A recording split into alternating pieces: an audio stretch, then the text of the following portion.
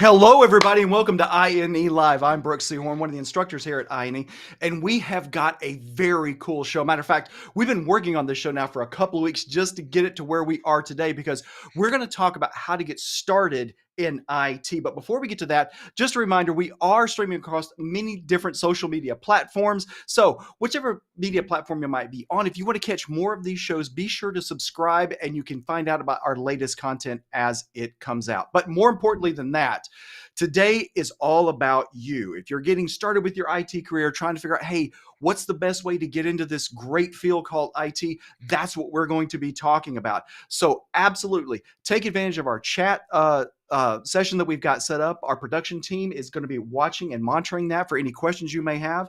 And myself and my guest will be answering those questions for you as we go along. Now, speaking of guests, and this is why we were so excited because this is the perfect guest to have on. Ladies and gentlemen, I am very happy to announce on the show and out of the chat room, Mr. Dakota Snow. Dakota, welcome to INE Live, man.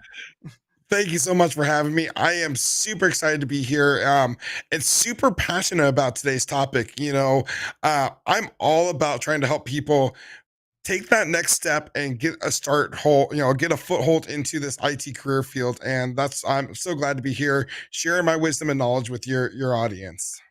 Oh man, we're so glad to be here because, see, for you and I both, we have kind of these strange background stories about, hey, wait a minute, you were over there, but now you're over here. How did you do that? Because so many people are struggling with that. Just quickly on mine for everybody, my degree is actually in organic chemistry. I literally worked as a chemist one day and walked away and ended up in the IT area. It's a long story, but the better story, I think, to really show you if you really put your mind to it, you're committed to it, is Dakota's story. Dakota, take us back to the road grader, sir. Absolutely. So before I got into the IT field, I was actually a bulldozer operator. I sat in a bulldozer all day, driving forward and backwards, and it was a good job. It provided a roof over our heads. I made really decent money. I made $70,000 a year, but Mm-hmm. I was so bored. It Mm-hmm. was not at all mentally challenging. And I finally got to a point one day in my career where I was just like, I'm tired of doing work just to, just to live. I want to be able to do work that I enjoy. And Mm-hmm. so it was while I was driving that bulldozer, I kind of started to think back at some of my previous things I really enjoyed, and technology was always one of those things. So I Right. decided I'm going to start studying to see what it takes to get into the IT field. And I had no prior work experience. I was a college dropout. I did maybe a year in college, and I didn't have any IT certifications. And I said, you know what, I can do this. I know the things I need to know. I can make the switch, and ended up landing a job at the help desk again with no college education, no prior Mm-hmm. work experience, and no certifications. And I'm proof right there that anyone can do this. Now, was that the easiest path to take? Absolutely not. There's a lot of things you can do to prepare yourself a lot Right. more for this field. But really, it all comes down to your determination and your motivation and how much you want it. And this field Right. is truly a lot more accessible than a lot of people think. That's exactly right. Because when I sort of literally that one night as a chemist, and I'm like, I can't stand this. This is awful. But I'd always like in this factory I was in, I was looking at the technology that was all around. Like, this is really interesting. What is this? What is it doing? And that kind of led me in the same path. And I think what you said is exactly right. There's paths in. I was lucky that I was coming from sort of a tech background anyway. But like in your case, it's just proof tenacious, work hard, learn. There's so much you can do in IT. You've just got to work hard to get in there and actually get started. Absolutely. And there's a few little things you can do to really kind of leverage what you already know and make yourself that much more of a viable candidate in the field. And it really doesn't take that much work at all. It just takes a little bit of planning and knowledge. So, hmm Well, let's talk about that. For example, let's say like there's a situation you have somebody out there nowhere near IT, but now they're looking at it. I think one of the first things, and I'd love to get your opinion on this, that I always look for, do you feel that spark about IT? Do you look at it and go, "Oh, I'd really like to understand that"? I mean, it could be something really like, out there and weird, but like IoT, which I think is just the craziest stuff ever. But if you've got that spark and you've got that passion, that's all you need to get started. Absolutely. That's all you really need. And I think it's really important to identify that first before you decide to make the switch into IT. Do you have that passion Mhm. for the IT? Do you enjoy fixing things? Do you enjoy working with technology? Or does it frustrate you and you're just looking to get in IT for the money? Because there's a lot of people out there that think, oh, IT is a very lucrative field, which is the case. But it's it takes a certain personality, a certain mindset to be truly successful and enjoy working in IT, I think. So, Yeah. before you even think about making the switch, step back and do you see yourself? Do you like enjoy finding out when the latest phones are coming out, or Mhm. you broke, your computer's not wanting to boot up? Do you enjoy troubleshooting that? Because those people are truly going to succeed in this field. Absolutely. I mean, I've been doing this really professionally since 1995, and you can see, I'll just pull my book. This is the latest programming book I'm on. You see, I'm Yep, just getting started with it. You've got to, I think, more than anything, it's people want to say you have to be dedicated to a, lifelong learning. I don't quite buy it. It's more like you're dedicated to lifelong fascination with technology exactly. and what it can do. So you just naturally are motivated. If you don't have it, this might not be the best direction to go in. It Yeah, really is and not. the rate of technology is advancing. You have to constantly be learning, and you have to have that desire to learn.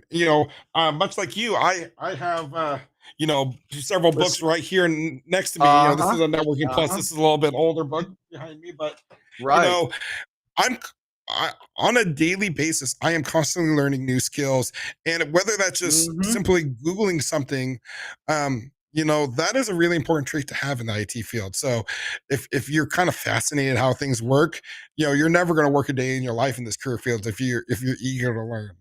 Exactly. That's exactly right. So, for me, that's really the beginning of it. Do you have a passion for this? Because it's not something where, oh, I got my degree. Now I can just go. No, no, no, no. That will not work for you. You've got to be Yeah. passionate about it and want to be in it. Now, albeit, I will say this, Dakota, is this idea that some people will get into it and then branch into management. Okay, fine. Mhm. But for a lot of us, and this is really where we're sticking, I want to be the tech. That's the Right. place we want to be. It's just so fascinating to get into it. So past that, let's say somebody realizes, okay, I'm passionate about this. I really do like this. What would be like your number one suggestion after that? The thing to do once you're like, I'm going to do this. you know, Really, if you want to build a successful career, it's trying to figure out what in tech excites you. Hmm. In the technology field, it's so vast. There's so many different topics and features you could be working on. You really got to kind of try to laser focus. Like, are you interested in networking? Networking for me is what interests me and excites me the most because really everything revolves around the network. Everything connects back Right. into the network. Whether you're talking the cloud, whether you're talking cybersecurity, it all kind of operates on the networking layer in some sense.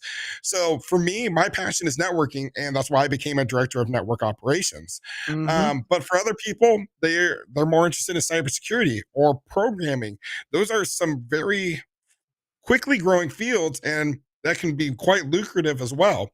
Or maybe you're interested more in the cloud. Kind of figure out what is your long term goal and start working towards it. So, say you want to get into networking, one of the first things I would start looking at is different networking jobs and maybe what type of certifications those jobs require. And start Yes. getting ready to Yes. start studying for certifications. Hmm. Certifications, I think, are it's a great foothold into this career field. Absolutely. And by the way, for anyone who's thinking, oh, I've got to figure out exactly, Dakota and I will both tell you it can change. It will change, and that's okay. And so, in that particular space, and this is what I like the idea that when folks come into this, they do a little bit of networking, they do a little bit of this, that broad base knowledge that you Yep. understand because nothing, like there's nothing worse than being in front of a customer and the customer's talking about something fairly complicated. Then they drop down to some low level networking question and you see the consultants just completely lock up. Like they have no clue. Like, huh? What layer 7 OSI? I don't know. Is that new? Whoa. Thank you for your help. We'll talk to somebody else. But I mean, that's the thing Yeah. though. If you start out with, maybe networking, then realize cyber is something you want to do or programming, That's cool because that broad knowledge is just going to make you stronger so that when you do find that space that you can really go up into, like, let me just throw this out here. This is Dakota does not know I'm going to do this. Watch what happens. Dakota, how important is understanding a little bit about scripting? It is very important because And there really we go. yeah, exactly. I Yes. could just talk about that for hours. So yeah, because Exactly. those little base knowledge skills, that foundational knowledge, you're going to use in every type of career field.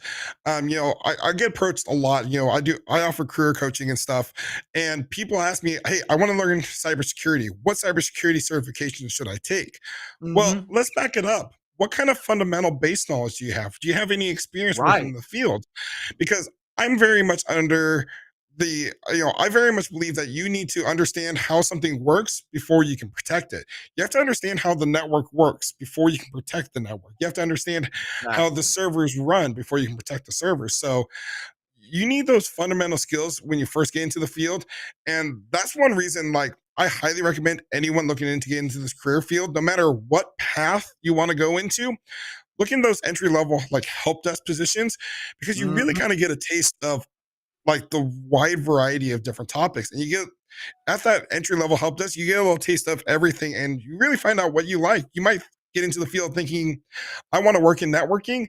And you get into the help desk and you feel like, oh, actually, I really like the cloud more. Exactly. And and that's one of the things about cloud too that I've recommended to lots of folks. It doesn't matter which provider it is. If you can get into one of their like entry level help desk positions, you are going to learn so much. It's going to blow your mind because it's going to go from networking to storage to database to billing. Billing is a huge deal thanks to the cloud now. And so even that is really important. And so finding out more about that broad knowledge and Dakota, I can't recommend that enough what you just said right there. You know, for a lot of people getting into the space, you may not think, oh, I don't want to work the help desk. No, go get that job. Go do that job because then you're really going to start to realize how amazing and broad the scope is. Go get Yeah. that job. Absolutely. And absolutely. And there is plenty of people I've seen skip the help desk and jump right into an intermediate level job. And that is absolutely doable. But the help desk is almost a rite of passage because you really get an appreciation for Yes. everything. In all honesty, you get an appreciation for how those lower level issues work, and you build your important skills like your people skills. Oh, Gone are the yes. days of basement IT departments that are never heard from. IT is very much a customer service oriented position where you're constantly dealing with people. And the most important skill you can have in IT, hands down, is your ability to communicate with others. I can't say that enough. Is Yes. if you can communicate and articulate things in a way that technical people can understand, you are going to jump leaps and bounds in this career field. By the fact, let me throw out something for Dakota. Dakota, let me throw out something right now that was like a trick I Yeah. learned a long time ago. If you really want to improve your ability to communicate like that, do this. As you learn something, and this is a great way to make sure you really get it, go ahead and pretend like you're teaching it to somebody. Can you teach that in a way that sounds like really good? Because that's going to not build up your knowledge and understanding of what you're doing, but also, can you communicate well? And I'm telling you right now, Dakota, I know it's this mouth more than anything that got me where I am today. It's just the ability just to, well, for example, at Amazon, standing in front of a huge crowd at reInvent or something like that. It's like it's just a skill that you have to build. You just have to keep going, and then next thing you know, you're going to be in the right place at the right time, and somebody's going to ask a question, and you're going to be like, "Yeah, let me tell you all about that." And then suddenly you're going to like, "Wow." And then watch your career run away from you at that point. So I tell you what, Absolutely. we've got a question here. Let me find it here. Okay, I am currently a trash truck driver, and let me get my glasses on to make sure I read that correctly. So I relate to Dakota's story so much, it's unreal. Alan, absolutely, Alan. By the way, Alan, Absolutely. thank you for your job.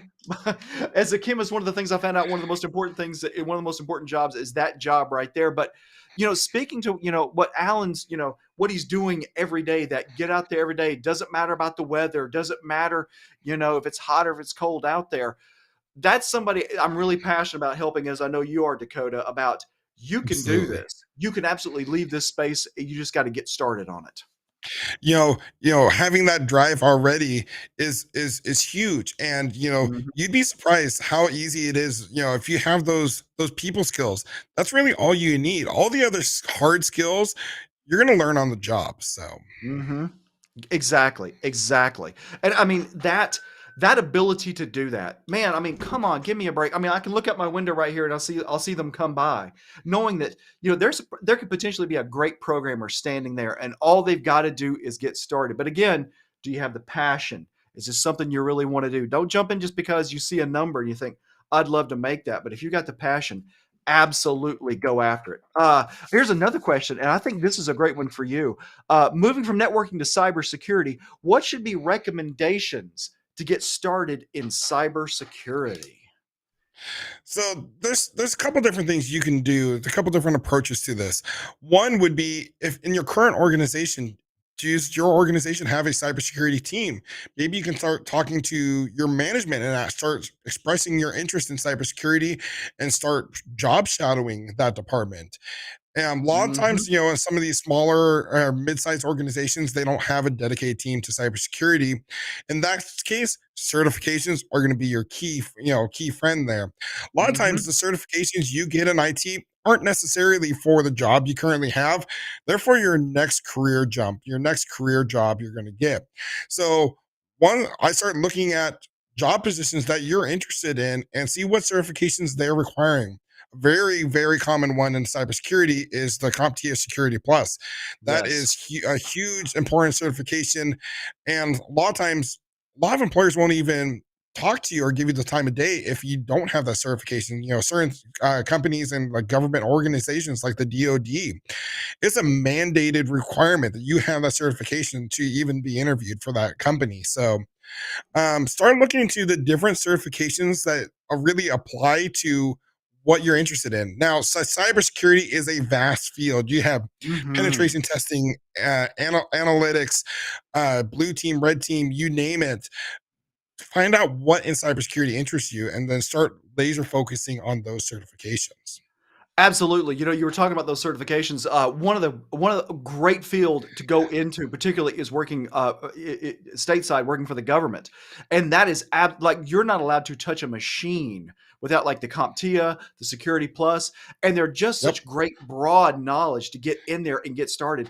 Go get that certification. Like if you've got the passion and you're thinking I want to do this, but I don't know quite the field, there you go. The CompTIA, go get it. You'll absolutely 'Cause you benefit from having it. it's one of those certifications that gives you a little bit taste of everything. It gives Yes. you a little bit taste of the entire security field. And while you're doing that, a lot of times you'll find out what you're really passionate about. You know, I hear too often that people want to get into cybersecurity. They want to be a penetration tester because it sounds sexy. It sounds like it's a sexy job where you're breaking Yeah, into buildings at middle of the right. night. But most people don't realize 80% of that job is writing reports, and like you only 20% of the job is actually the penetration testing. So it's a great job, but it's you have to enjoy the paperwork that comes along with it. It's not just all war games. It's a Yeah. lot of writing reports to very non-technical people about problems they have and how you would fix that. So Oh my gosh, going back to being able to communicate, one of my last jobs within the DoD is I used to write these reports based on data that I was pulling from all these servers we had. And I found out at the end of the day what was happening as they got to the Pentagon. Literally, they would open the first page, they'd read the executive summary and say, do it. And that was the end of it, whatever I was recommending. So oh god. understanding all of that stuff, that breadth is absolutely there. There's a really good question. And Ego, I'm not sure if I'm saying your name right. I'm swinging at this one here, and I kind of get what you're saying here. Programmers, will they be able to troubleshoot things like egrep and open shortest path first?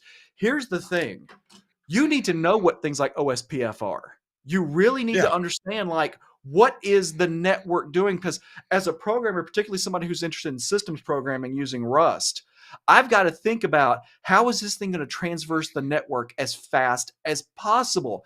When I was at AWS, there was a big question coming up about IoT. How do we get the data back to these big, server farms that AWS controls? And so it becomes a really big thing. So again, going back to what Dakota was talking about, it's that broad knowledge. You don't want to be the one in the room when they say, well, do you think we have an OSPF problem? Everybody's like trying to figure out what OSPF is.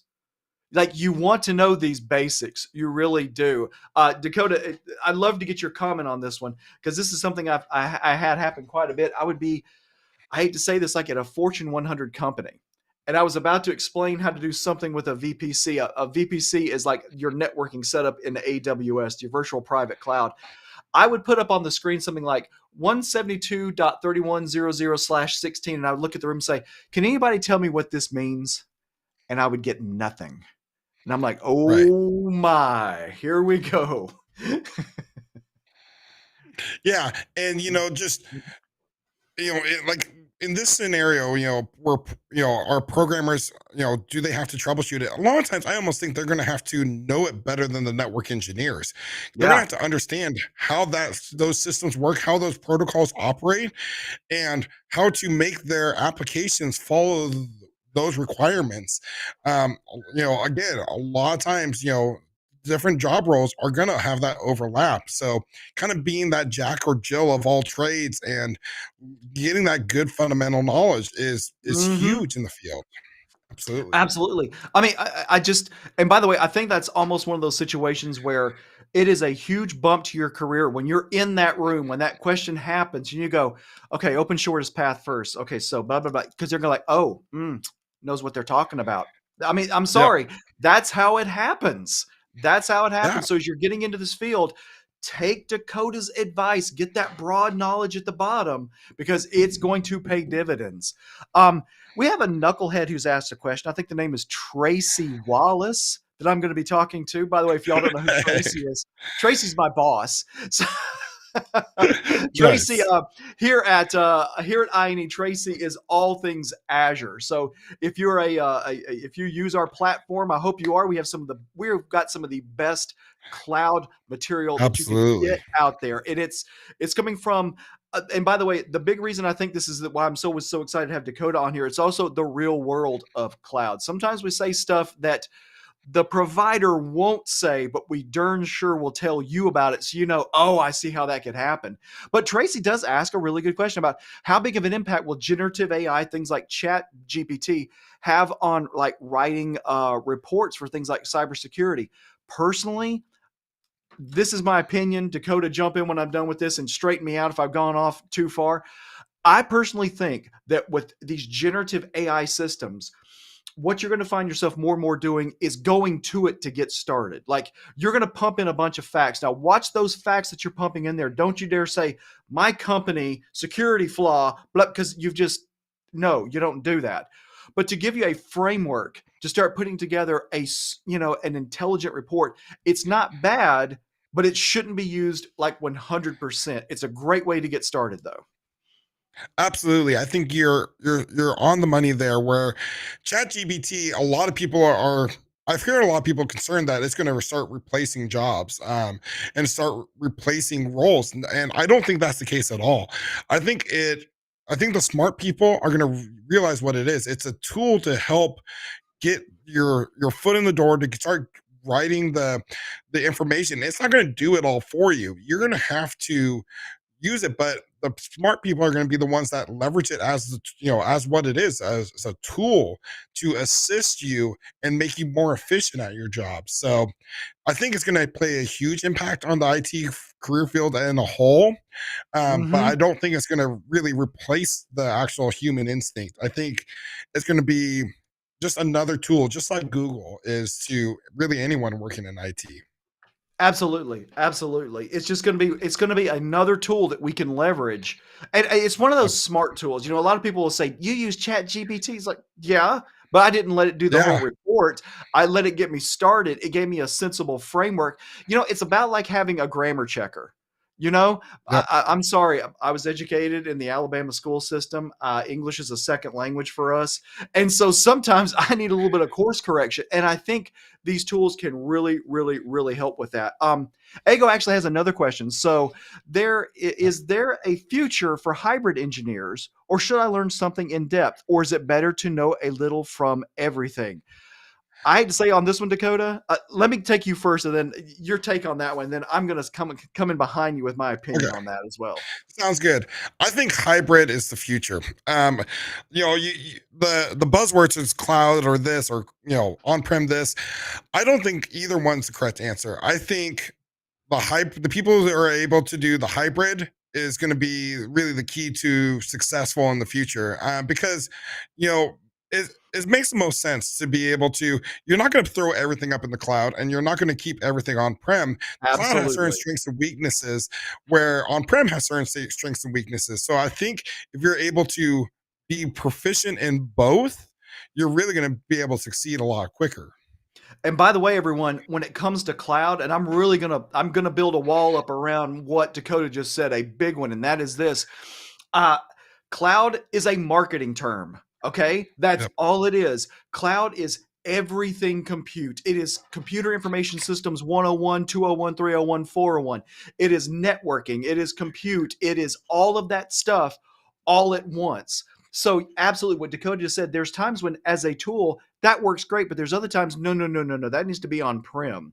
So understanding Absolutely. both of them, and then talking about networking. Oh my goodness. Okay, so I'm the programmer. I've been writing some garbage in the cloud. It would really be handy from a networking perspective when they start saying, okay, the client gateway, blah blah blah blah, and we've got a long haul relay, that type of stuff. Wow. I really need to understand that stuff when I start writing code in these situations to make sure that I'm staying, you know, in a lane that's not insane. Absolutely. So, hybrid, I think, is really the true future here. Mm-hmm. Oh, Tracy, there is no cloud. It is someone else's computer. Absolutely, absolutely, Yep. absolutely, absolutely. Um, it's not a question, but I want to address it, and it's from Justin. Just so the team out there can grab it and throw it up there. And I want to make a point about what Justin's saying here. Justin says it's really frustrating here, learning, learning, and learning at no end and chance to try what I've learned in a real world. And he's from South Sudan. Justin, let me just say this. I feel that because back in the early 90s in central Alabama, there was no IT culture whatsoever. There was nothing. I mean, basically, my sort of reach out to the world was I used to like read 2600 magazine. I used to listen to Off the Hook from New York City over the internet. I think in a lot of times, Justin, when you find yourself in that situation, your situation is kind of like this. Try to find that remote help desk job. That is the door that opens you up to that bigger space. And if you do get that position, go after it. I mean, just be aggressive. There's no other two ways about it because you will get somebody's attention eventually. And they will be like, okay, let's take this person who is remote and give them even more responsibility. Outside of that, and I hate to say this, sometimes you just got to go. You've just got to Well, leave. I've done it a few times in my career. I didn't like it, but in the end, it was the right thing to do. and I can relate to that because that's what I had to do to get into IT field myself. Is I had Mm-hmm. to end up uprooting my family. We moved like 3 hours away from where we lived to a place where IT was a lot more active. But looking back at that, there's also some things you can do before you have to just pick up and go.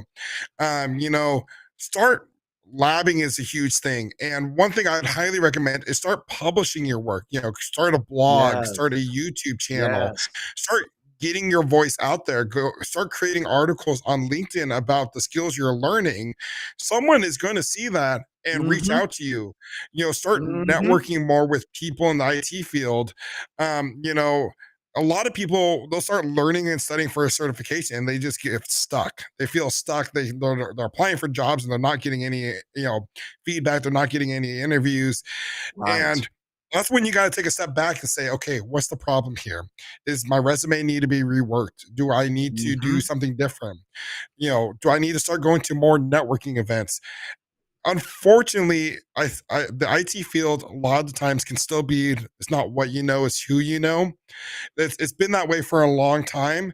So that's why I think a really important thing to do when you're starting to get into the IT field start going to networking events, whether you go to meetup.com or LinkedIn. Mhm.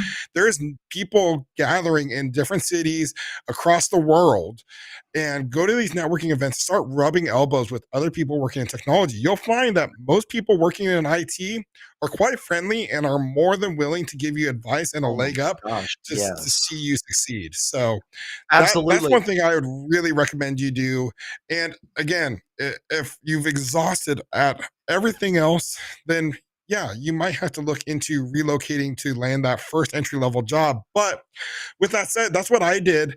2 years later, I was able to move back to the town I was living in when I got into IT, and I'm making well over six figures now, back where I was. So you Mhm. might have to take that step short term, but know that you'll be able to jump back and you'll be back with vengeance. So, Yes. Hey, that's exactly something I went through. I took this really crazy position, and yeah, moved my entire family there. We were there for like a year and a half, bought a house and everything, and then, but it was the right thing to do. So, in that particular case, Justin, yeah, that's just one of those things where just be aggressive about it. You're doing everything right. Don't give up.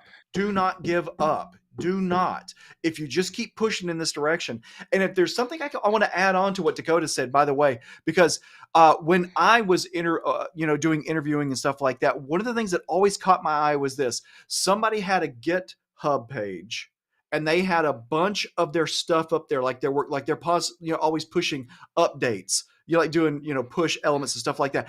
Do that. Show off your work because, and here's what's going to happen, Dakota. You can probably back me up on this. When I'm looking at somebody's absolutely. resume and I see like, oh, they have a GitHub page. Let me go check out their repo and see what's there. And I see actual work. I'm like, oh, I'm telling you what. And there was even one where a majority of what they had in there was actually exercises they were doing from an exercise website on how to understand programming. I'm sorry, it meant more to me than just, okay, let's read this resume. Ugh. Absolutely, because you get an insight to the way that person thinks and operates, and that's much more than you're ever going to see in any type of in-person interview. You're going to actually be able to see the quality of work and like, oh wow, this person is willing to do all this on their time off, and what type of look at their drive they have. They're going to be an Mm-hmm. excellent employee, and that's just going to be another skill set you have to offer and be that much more of an appealing candidate to these employers. Absolutely. And there's actually another question, sort of statement we have out there right now about having it's from David Scott. David writes in, I finished Cisco's 160-hour cybersecurity security training path. Awesome. Um, Congratulations. very good. ISC2's CC exam. Very good. Working on Try Hack Me all the time. And I'm at a loss for how to get a job. Dakota, what do you have for David? You need to start putting yourself out there. Like Yeah. start blasting yourself out there. And I say that in a sense where don't just kind of spray and pray your resume all over the internet. If you find you're putting out your resume and applying for jobs and you're not getting called for an interview, your resume is the problem. I get this Yes. question all the time, like, "Hey, I'm applying for these jobs, I'm just not getting interviews. What am I doing wrong?" Your resume sucks. I mean, I'm going to be Yeah. frank with you right there. Your resume sucks. You need to rewrite your resume. And I Yes. can honestly say that because, again, like I said, I offer career coaching through my YouTube channel, and I've sat down with people in that exact scenario, and they're like, "Gosh, I'm not getting calls for interviews. What am I doing Mhm. wrong? I'm ready to give up." And I sit down with them. I help them rewrite their resume. The same. They have same information there. We're just putting it in a different format. And I Right. get a call back a week later. Dakota, thank you so much. I've had 4 Exactly. interviews since we last Mhm. talked. So Yes. that's the biggest thing. If you find you're not getting calls for interviews, you need to change the way you're applying for jobs. You have the Absolutely. skills, you're just not presenting them properly. Rework your resume, rework your LinkedIn profile. Um, and when you're applying for these jobs, make small tweaks to each one, like tweak your resume each time you Yes. apply for these jobs to highlight the skills that job is looking for. One thing I'll do is when I'm looking at a job posting is I'll look at like the key things, the key skills they're looking for. And if I have those skills or those certifications, I make sure and highlight them in my resume and make them stand out. Better yet, Exactly. I highlight them in a cover letter. Like, make a bullet point list of those skills and certifications you have that pertain to that job. That's instantly going to get you past any HR screening filters or anything, and land your information in the hand of that hiring Hmm. manager. You So should that's my not be. biggest advice.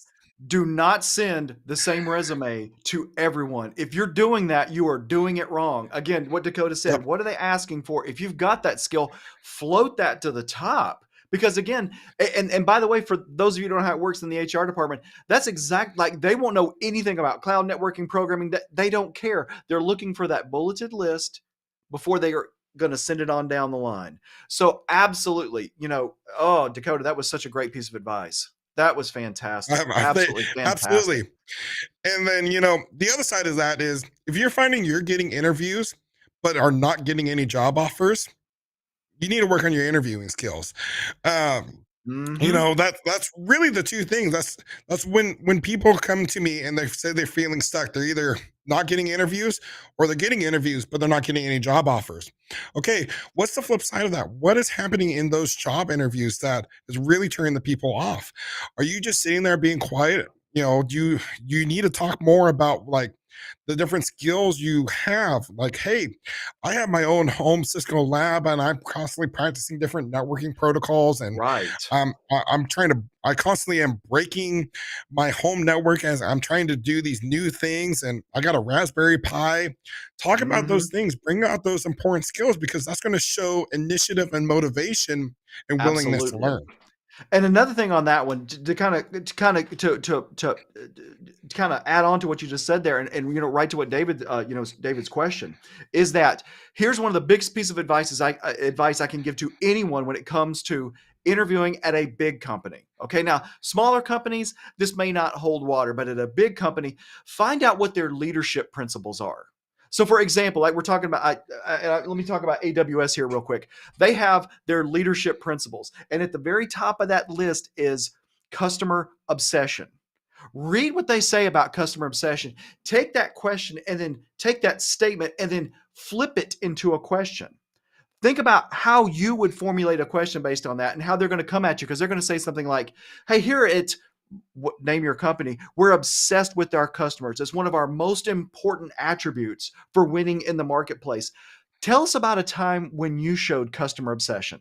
And you should be able to, like, this is what was going on. This is what I did. This was the result. Like, you need to be very focused, because what Dakota was just saying, if you're in the interview and you're not getting like hooked in and something's happening, if something's going on in the interview, make it concrete. Bring up that stuff about, I've got a home lab. I break stuff all the time. Let me tell you about something I did and how I fixed it. But then also, and by the way, this I say it only applies to big companies. You can use that skill for any type of company, any sort, Absolutely. as just basically interrogating yourself. Say to yourself, like Apple's got that one out there where they say they want to make great products and improve the world, leave the world in a better place. Turn that into a question for yourself and imagine getting that question in an interview and how you would answer it quickly, succinctly, with absolute concrete results, saying, this is what I did. And now that also gets to another thing, though, and I think this is really important. And Dakota, I'm gonna throw this out and I'm gonna step away. So if I said to you, Dakota, hey Dakota, talk to me about the issue with lifetimes in Rust, how we can ensure the compiler understands the lifetime of a particular variable. Well, I would probably answer that in a way like, you know what? I don't know much about Rust, to be honest with you. But this is what I would do and how I would gather that information to present it to you. That's the Exactly. biggest thing. Like, the biggest thing I have, like the biggest pet peeve I have in interviews, is when someone is lying about something or not being honest Yes. about knowing something. Be Yes. honest in your interviews. And it is 100% okay. And a lot of times these employers are going to be asking you questions you shouldn't be able to answer, but they want to Believe it. see your thought process. They want to see how you would work through those problems and how you would present that information. And Yes, it is perfectly okay. You are not expected to know it all, but you are expected to be able to know how to troubleshoot and get those answers. You know, Google is your biggest friend, and you could in your interview, if you're asked a question where you don't know the answer, you say, you know what, I don't know the answer. But what at first I would do is I would go to Google and start doing some research there. Then I'd Mm-hmm. probably hit up, some message boards and get some more information. And I'd come back to you with some questions I have, with that information. That is a perfectly acceptable thought process for an interview. Absolutely. And again, everybody, please listen to what he just said there. There are times when we will ask you questions you can't answer and you don't want to answer it. You do want to be able to say, I don't know. That is the right answer, by the way. I don't know, but here's what I would do to put myself in a position where I could try to start answering it. And that's the right answer because I mean, it's kind of that thing. Tell me the thing you're going to be troubleshooting 5 years from now. Don't you Right. dare answer that question because you can't. You don't know what's going to be here for 5 years from now. But that whole process of trying to figure things out, that's what they're looking for. Are you, curious and stuff like that? Another one from Alan, I think is real interesting here is I hear all the time to lab. That's practical experience that you can show that you understand a concept. How does someone as a beginner, get into a lab environment?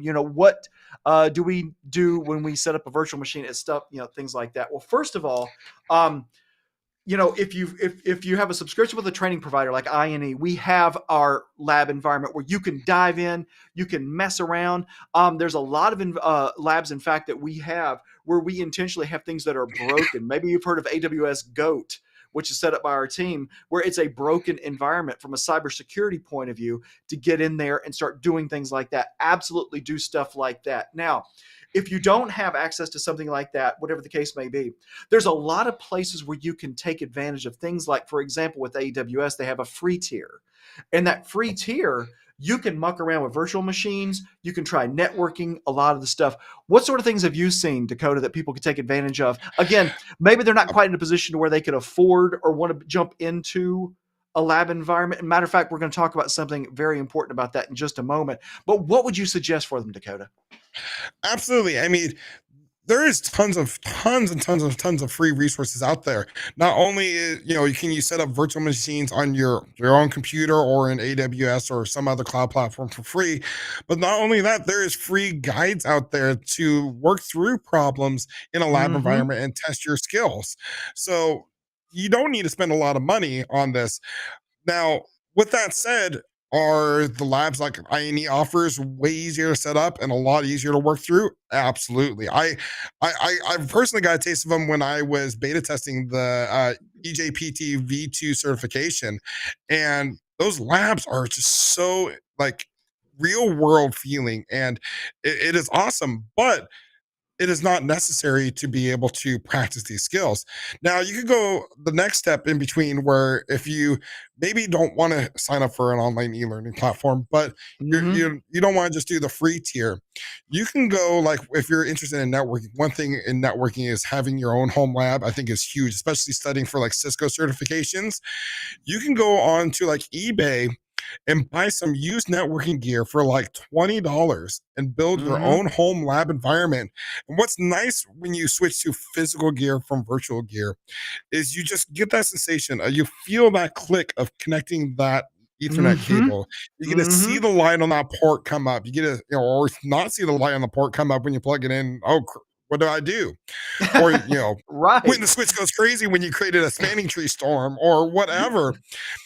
There is that next tier of, Yes. buying some, and you don't need to spend a lot of equipment. Like for people studying for the Cisco CCNA, I say don't plan on spending any more than $100 on physical equipment for your home lab.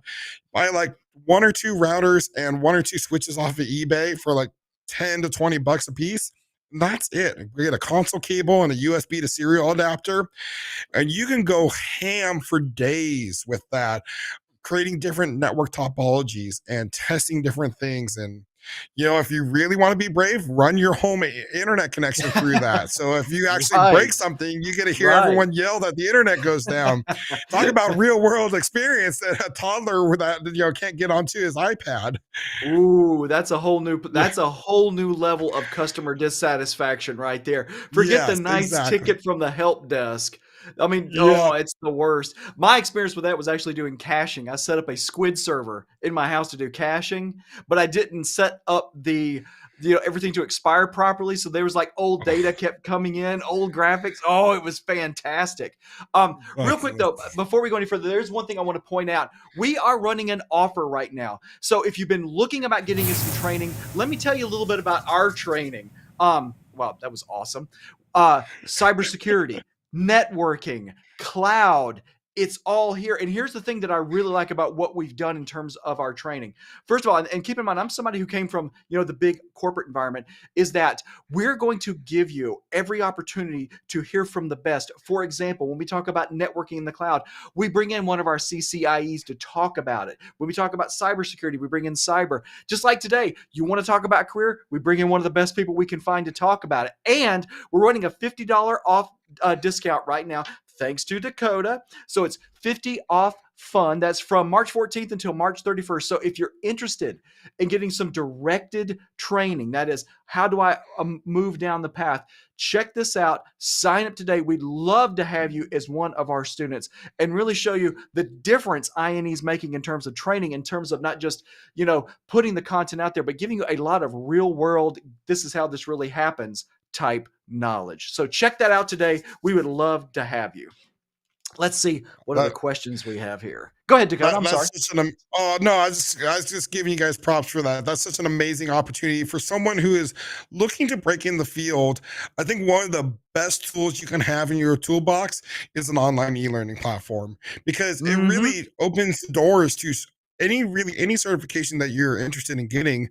You guys have thousands of different courses you guys offer, and on top of that, it's not just courses and videos. You have the online labs to back up that information. That is just a huge resource to anyone who is looking to get started in the field because it's an all in one solution. You don't have to try to go gather all this information. It is all right there, nice and neatly presented for you.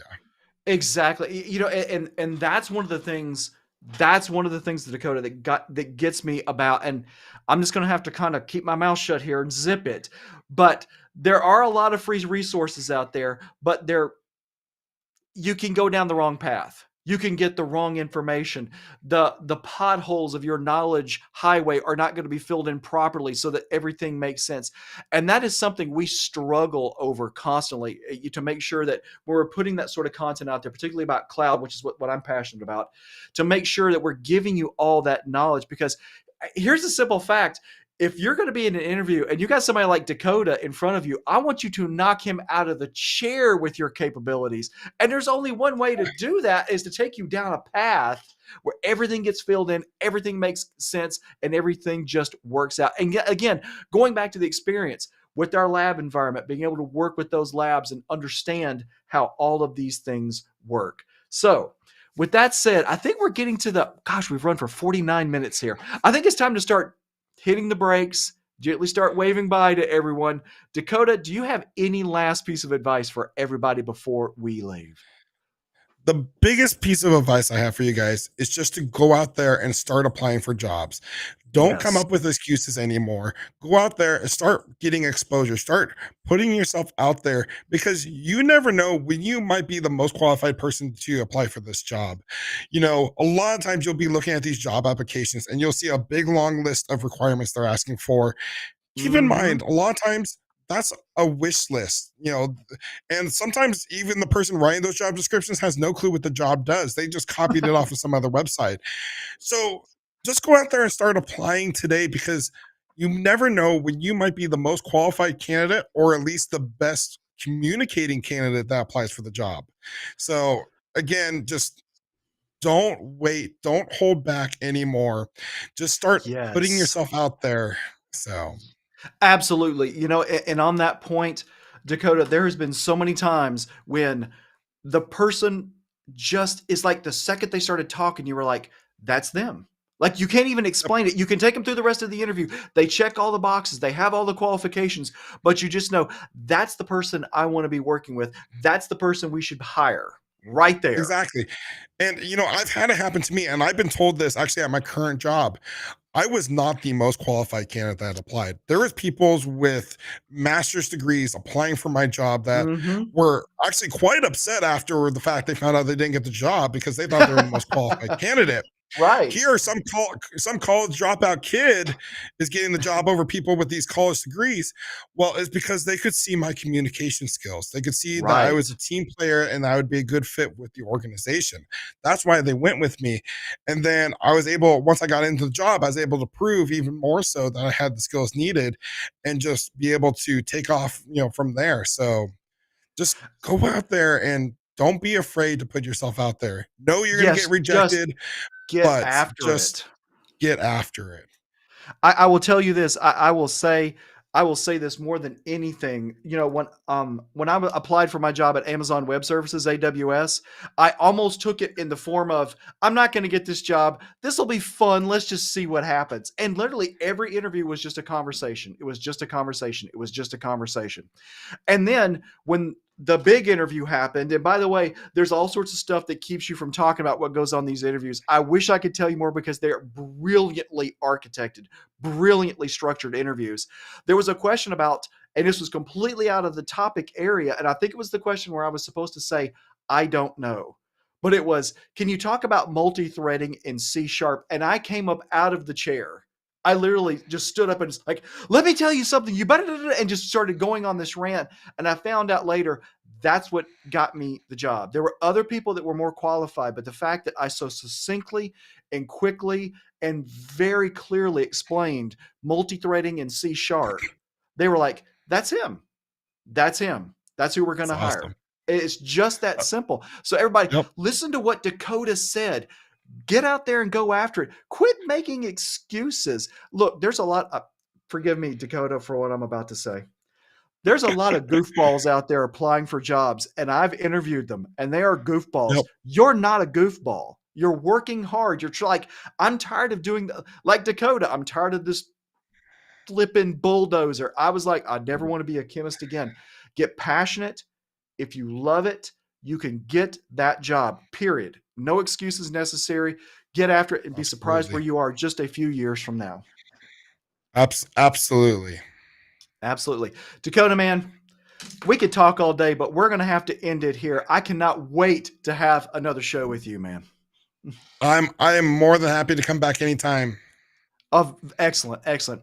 All right, everybody. So that's going to end our show for today. We hope you enjoyed it. We hope you took away a lot of information to really clear up what you can do going forward to get started in IT. Now, if you have other questions, Dakota's out there. I'm out there on LinkedIn. Hit us up. We'd love to speak to you more about that. Maybe give you some one-on-one advice. Just let us know. We'd love to talk to you. And again, if you're looking for getting training, absolutely check out our $50 discount right now. Again, if you could throw the graphics up, producers, show it one more time. Thanks to Dakota, we can do this.